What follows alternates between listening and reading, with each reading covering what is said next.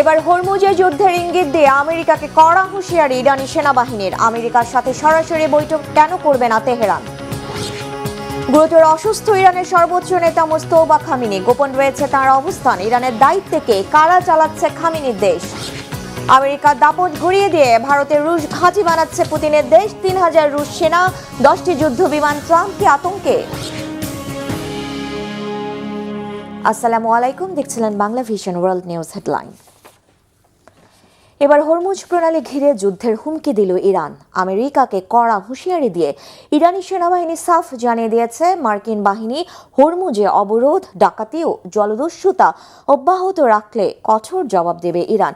এরই মধ্যে পাকিস্তানে গেলেও আমেরিকার সাথে সরাসরি বৈঠকে বসার বিষয়টি সাফ নাকচ করে দিয়েছে ইরান। ফলে আবারও অনিশ্চয়তার মুখে ইরান ও আমেরিকার যুদ্ধবিরতি। বিশ্লেষকরা বলছেন, সরাসরি আলোচনায় না বসলে দ্রুত যুদ্ধ শেষের সম্ভাবনাও কম।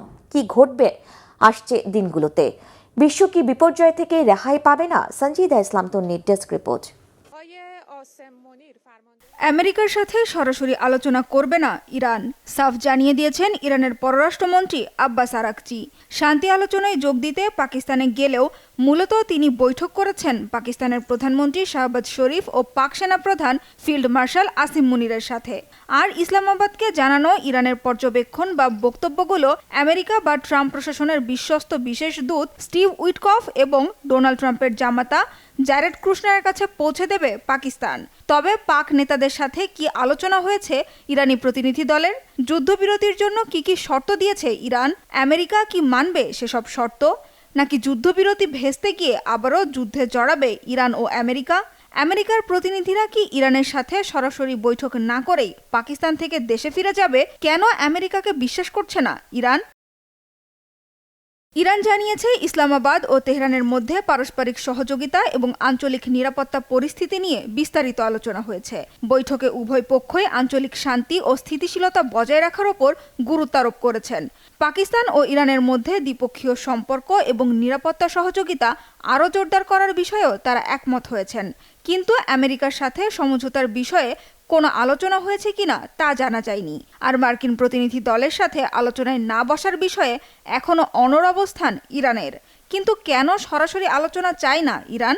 মূলত বরাবরের মতোই ওয়াশিংটনের উদ্দেশ্য নিয়ে চরম অবিশ্বাস ও সংশয় জানিয়েছে খামেনির দেশ। তারা বলছে, এর আগেও আমেরিকার সাথে আলোচনার মধ্যেই ইরান জুড়ে হামলা চালিয়েছে মার্কিন বাহিনী। ফলে চলমান সংঘাত নিরসনে শান্তি আলোচনার ভবিষ্যৎ নিয়ে অনিশ্চয়তা থেকেই যাচ্ছে। আর সরাসরি আলোচনায় না বসলে দ্রুত বড় ধরনের কোনো সাফল্যের সম্ভাবনা খুব কম বলে মনে করছেন বিশ্লেষকরা। এর আগে শুক্রবার রাতে ইরানের পররাষ্ট্রমন্ত্রী আব্বাস আরাকচি পাকিস্তান সফরে গেলে গোটা বিশ্বে আশার আলো ছড়িয়ে পড়ে। যুদ্ধবিরতি আসবে এই আশায় গোটা বিশ্বের নজর এখন পাকিস্তানের দিকে। এরই মধ্যে মার্কিন প্রেসিডেন্ট ডোনাল্ড ট্রাম্প বলেছেন, যুক্তরাষ্ট্রের দাবি পূরণ হয় এমন প্রস্তাব দেওয়ার পরিকল্পনা করছে তেহরান। তবে এ ব্যাপারে কোনো মন্তব্য করেনি ইরান। দ্বিতীয় দফায় শান্তি আলোচনা যখন অনিশ্চিত, তখন দুই পক্ষের পাল্টাপাল্টি অবরোধে উত্তাল বিশ্বের অন্যতম গুরুত্বপূর্ণ জলপথ হরমুজ প্রণালী। আমেরিকা নৌ অবরোধ অব্যাহত রাখলে কড়া জবাবের হুঁশিয়ারি দিয়েছে ইরানের সেনাবাহিনী। যুক্তরাষ্ট্রের guided missile destroyer USS Rafael Peralta ইরানের পতাকাবাহী একটি জাহাজ জব্দের পর এই হুঁশিয়ারি দিয়েছে সেনাবাহিনী। এর আগে বুধবার যুক্তরাষ্ট্রের সাথে সংশ্লিষ্ট দুটি জাহাজ জব্দ করে ইরানের বিপ্লবী গার্ড বাহিনী। তবে তেহরানের হুমকি সত্ত্বেও ইরানের ওপর মার্কিন নৌ অবরোধ বিশ্বব্যাপী ছড়িয়ে পড়ছে বলে দাবি করেছেন মার্কিন প্রতিরক্ষামন্ত্রী পিট হেগসেথ। অবরোধের পরিধি বাড়ানোয় মার্কিন নৌবাহিনীর অনুমতি ছাড়া হরমুজ প্রণালী দিয়ে এখন বিশ্বের কোথাও কোনো জাহাজ চলাচল করতে পারছে না বলেও দাবি করেন তিনি। আর পাল্টাপাল্টি জাহাজ জব্দের ঘটনায় বাড়ছে আবারও যুদ্ধ শুরুর আশঙ্কা। এমন অবস্থায় আমেরিকা আবারও হামলা শুরু করলে তা প্রতিরোধের সক্ষমতা ইরানের আছে কিনা তা নিয়েও প্রশ্ন উঠেছে। উত্তরে ইরানের প্রতিরক্ষা মন্ত্রণালয়ের মুখপাত্র রেজা তালাই নিক জানিয়েছেন, যুক্তরাষ্ট্র ও ইসরায়েলের বড় ধরনের আঘাত প্রতিরোধে প্রস্তুত ইরান। দেশীয় প্রযুক্তি ব্যবহার করেই 1000-এরও বেশি ধরনের অস্ত্র উৎপাদন করা হচ্ছে ইরান জুড়ে ছড়িয়ে থাকা হাজার হাজার অস্ত্র প্রতিষ্ঠানে। এমনকি মার্কিন ও ইসরায়েলি হামলায় কোনো স্থাপনা ক্ষতিগ্রস্ত হলেও উৎপাদন প্রক্রিয়া চলবে।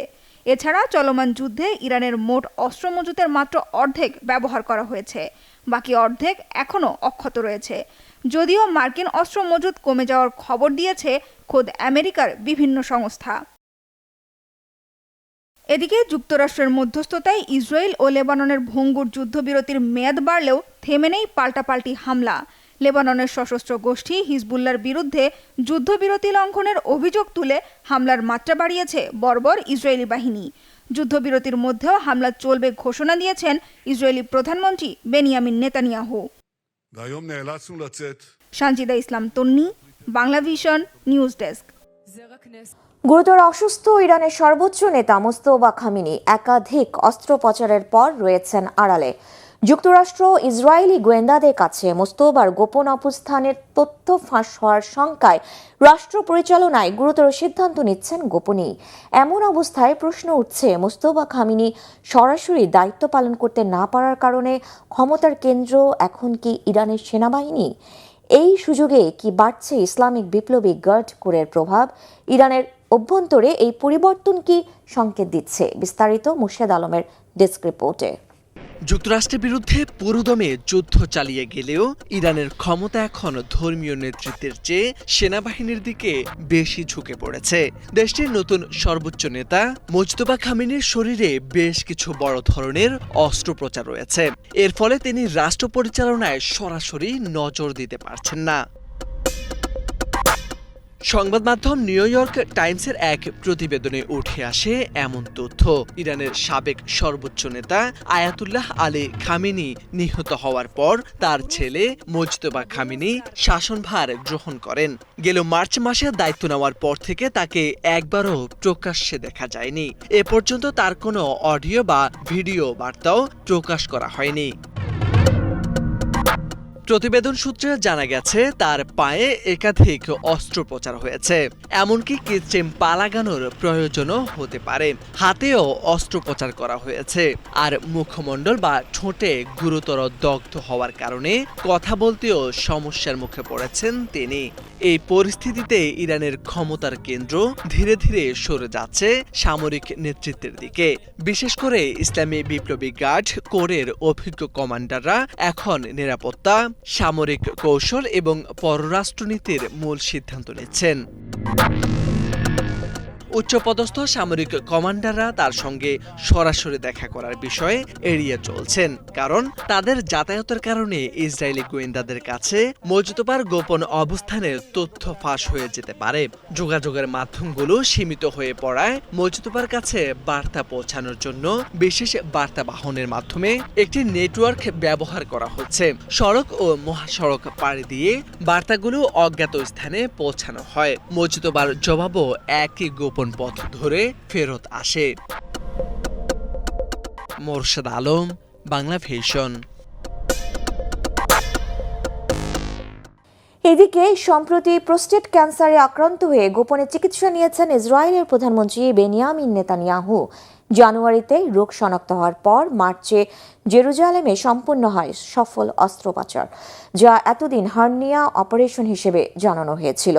বর্তমানে তিনি সুস্থ আছেন এবং নিয়মিত দায়িত্ব পালন করছেন। আর এসব তথ্য জানালেন খোদ ইসরায়েলের প্রধানমন্ত্রী নিজেই। হঠাৎই নিজের স্বাস্থ্য নিয়ে এমন তথ্য জানিয়ে দীর্ঘদিনের গুঞ্জনের অবসান ঘটান তিনি। তবে পুরো অঞ্চল জুড়ে যখন চলছে তীব্র যুদ্ধ, তখন কেন এই নিজের স্বাস্থ্যের গোপন কথা প্রকাশ করলেন নেতানিয়াহু?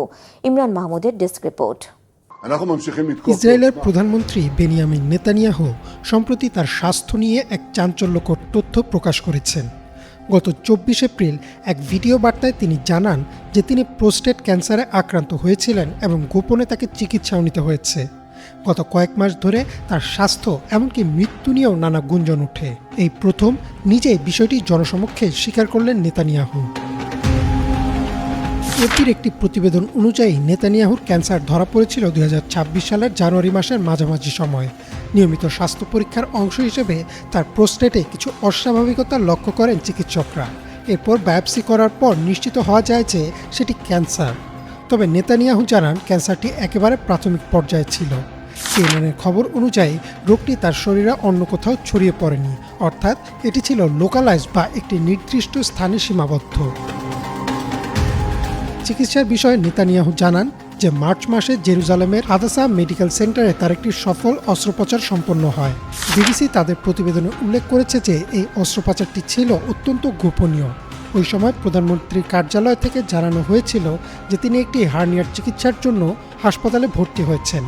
কিন্তু এখন জানা যাচ্ছে যে সেই হার্নিয়ার অপারেশনের আড়ালেই আসলে তার প্রোস্টেট ক্যান্সারের চিকিৎসা করা হয়েছিল। চিকিৎসকরা জানিয়েছেন যে আধুনিক প্রযুক্তির সাহায্যে রোবোটিক অস্ত্রোপচারের মাধ্যমে তার শরীরের সেই আক্রান্ত অংশটি সফলভাবে অপসারণ করা হয়েছে। ধারণা করা হচ্ছে সেই সময়টাতেই অনলাইনে তার মৃত্যুর গুঞ্জন ও এআই ভিডিওর বিতর্ক ছড়িয়ে পড়ে। বর্তমানে নেতানিয়াহুর শারীরিক অবস্থা স্থিতিশীল। আল জাজিরার তথ্যমতে অস্ত্রোপচারের পর তিনি সুস্থ হয়ে উঠেছেন এবং বর্তমানে ক্যান্সারের কোনো লক্ষণ ছাড়াই স্বাভাবিক দাপ্তরিক কার্যক্রম চালিয়ে যাচ্ছেন। চিকিৎসকদের বরাত দিয়ে নেতানিয়াহু জানিয়েছেন যে তার আর কোনো বাড়তি থেরাপি বা কেমোথেরাপির প্রয়োজন নেই, তবে থাকতে হবে নিয়মিত পর্যবেক্ষণে। গার্ডিয়ানের এক বিশ্লেষণে বলা হয়েছে নেতানিয়াহুর এই অসুস্থতার খবর এমন এক সময় সামনে এলো যখন ইসরায়েল গাজা, লেবানন ও ইরান যুদ্ধ নিয়ে এক কঠিন পরিস্থিতির মধ্য দিয়ে যাচ্ছে। ৭৪ বছর বয়সী এই নেতার স্বাস্থ্য নিয়ে দেশটির বিরোধী দলগুলো মাঝে মধ্যেই প্রশ্ন তুলছিল। বিশেষ করে গত বছর হৃদযন্ত্রে পেসমেকার বসানোর পর থেকে তার ফিটনেস নিয়ে নানান আলোচনা শুরু হয়। তবে নেতানিয়াহু তার ভিডিও বার্তায় জনগণকে আশ্বস্ত করেছেন যে তিনি দেশের দায়িত্ব পালনের জন্য সম্পূর্ণ সুস্থ ও সক্ষম। সাধারণ মানুষের কাছে বিষয়টি পরিষ্কার করতেই নেতানিয়াহু এখন গোপনীয়তা ভেঙে এই তথ্য প্রকাশ করেছেন বলে ধারণা করা হচ্ছে। ইমরান মাহমুদ, বাংলাভিশন। এই প্রথম নিজেদের ভূখণ্ডে বিদেশি সেনা মোতায়েনের অনুমতি দিল ভারত। ৮ বছরের চেষ্টার পর মস্কো ও নয়াদিল্লির মধ্যে কার্যকর হল রিলোস চুক্তি। দ্বিপাক্ষিক পার্টনারশিপের আওতায় ভারতের মাটিতে ৩,০০০ সেনা, 10টি ফাইটার জেট ও 5টি যুদ্ধজাহাজ মোতায়েন করতে পারবে ক্রেমলিন।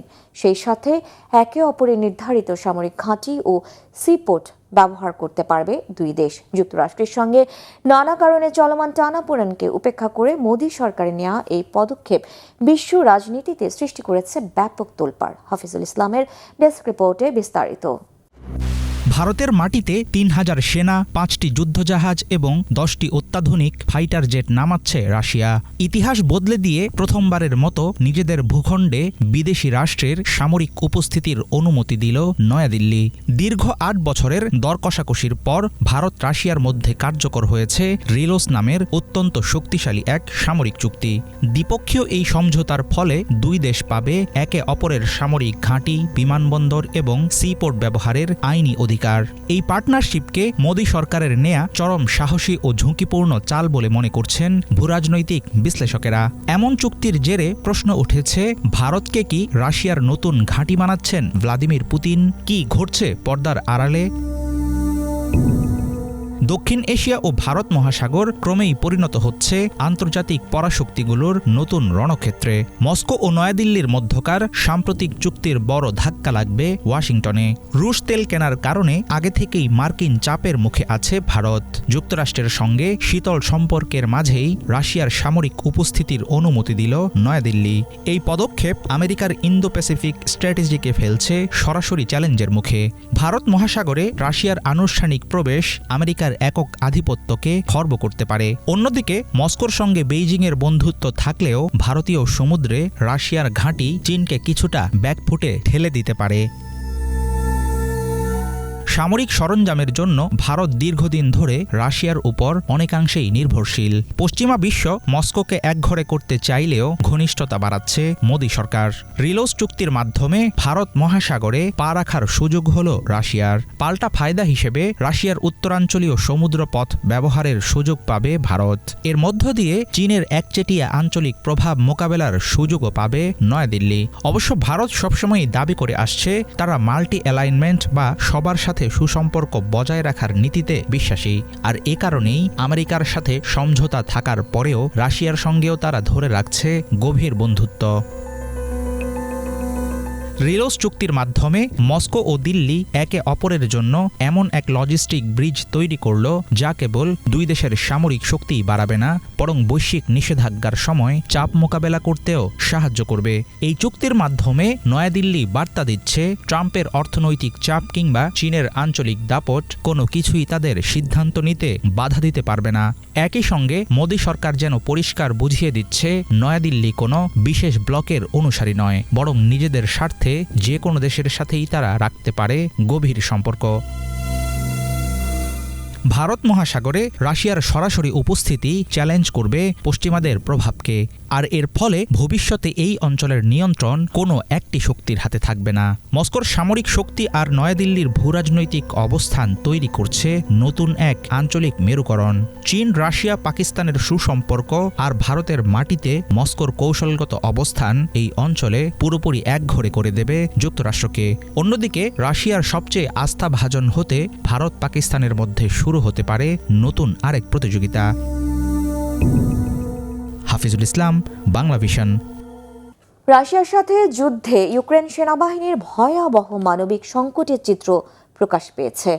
যুদ্ধরত অনেক সেনা পর্যাপ্ত খাবার ও পানির অভাবে কঙ্কালসার হয়ে পড়েছেন। সামাজিক মাধ্যমে এমন কিছু ছবি ছড়িয়ে পড়ার পর এ নিয়ে তীব্র ক্ষোভ দেখা দিয়েছে ইউক্রেন জুড়ে। এই ঘটনার জেরে এরই মাঝে দায়িত্বে থাকা এক শীর্ষ কমান্ডারকে বরখাস্ত করেছে ইউক্রেনের প্রতিরক্ষা মন্ত্রণালয়। হিজল জোবাইরের ডেস্ক রিপোর্টে বিস্তারিত। মাসের পর মাস পর্যাপ্ত খাবার ও সুপেয় পানির অভাবে জীর্ণ ও কঙ্কালসার হয়ে পড়েছেন অনেক ইউক্রেনীয় সেনা। সম্প্রতি এরকমই একদল সেনার ছবি সামাজিক যোগাযোগ মাধ্যমে ভাইরাল হয়ে ছড়িয়ে পড়েছে। এ নিয়ে তীব্র ক্ষোভ দেখা দিয়েছে ইউক্রেন জুড়ে।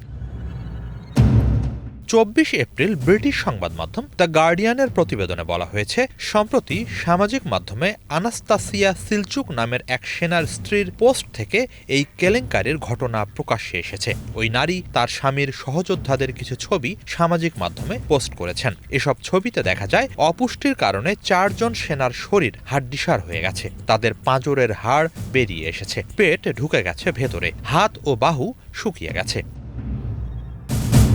ওই সেনাদের স্বজনরা জানান, উত্তর পূর্ব ইউক্রেনের কুপিয়ান্স্ক শহরের কাছে ওস্কিল নদী সংলগ্ন একটি গুরুত্বপূর্ণ অঞ্চল রক্ষায় টানা 8 মাস ধরে লড়াই চালিয়ে যাচ্ছেন এই সেনারা।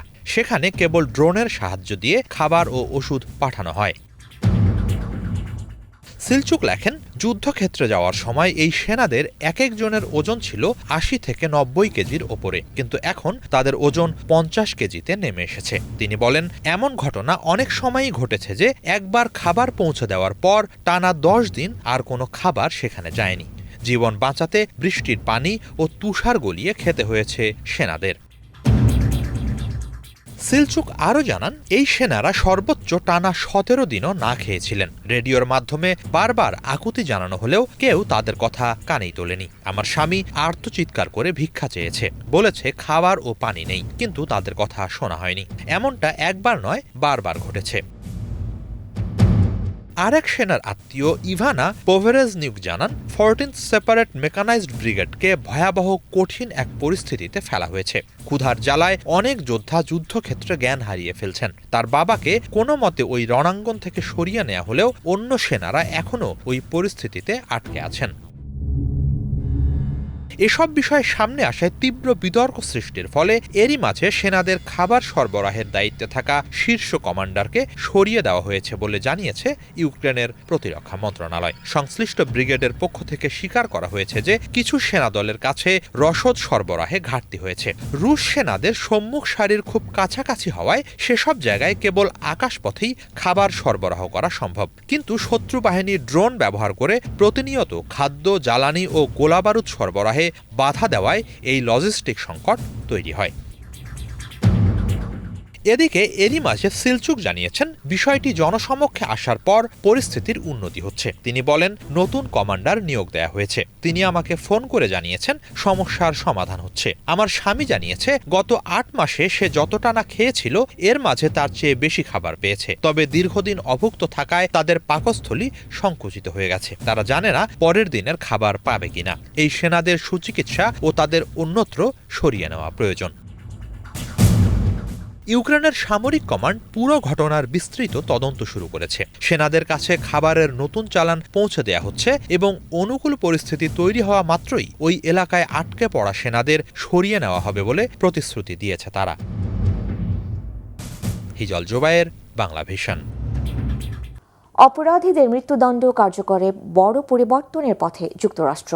প্রাণঘাতী ইনজেকশনের বিকল্প হিসেবে এবার সামনে আনা হচ্ছে আরও 3টি কঠোর পদ্ধতি: ফায়ারিং স্কোয়াড, বিদ্যুৎ স্পৃষ্ট করা এবং বিষাক্ত গ্যাসে শ্বাসরোধ। ডোনাল্ড ট্রাম্প প্রশাসনের এই উদ্যোগ ঘিরে তৈরি হয়েছে তীব্র বিতর্ক। কেন হঠাৎ এই পরিবর্তন? এই পদ্ধতিগুলো বাস্তবে কতটা ভয়ঙ্কর হতে পারে? মুর্শেদ আলমের ডেস্ক রিপোর্ট। অপরাধীদের মৃত্যুদণ্ড কার্যকরের জন্য ভয়াবহ 3টি পদ্ধতি চালু করেছে যুক্তরাষ্ট্র। আগে প্রাণঘাতী ইনজেকশনের মাধ্যমে মৃত্যুদণ্ড দিলেও এখন আরও ভয়ঙ্কর পথে হাঁটছে দেশটি। কিন্তু কেন এই পথ বেছে নিচ্ছে ট্রাম্প প্রশাসন, আর কিভাবে করা হবে সেই মৃত্যুদণ্ড কার্যকর? রয়টার্সের প্রতিবেদনে জানা গেছে, ফেডারেল অপরাধে দোষীদের মৃত্যুদণ্ড দিতে আগে প্রাণঘাতী ইনজেকশনের প্রয়োজন হতো। সম্প্রতি ওষুধের ঘাটতি দেখা দিলে বিকল্প হিসেবে ফায়ারিং স্কোয়াড, বিদ্যুৎ স্পৃষ্টে মৃত্যুদণ্ড এবং গ্যাসের মাধ্যমে শ্বাসরোধে মৃত্যুদণ্ড কার্যকরের পরিকল্পনা নেওয়া হচ্ছে।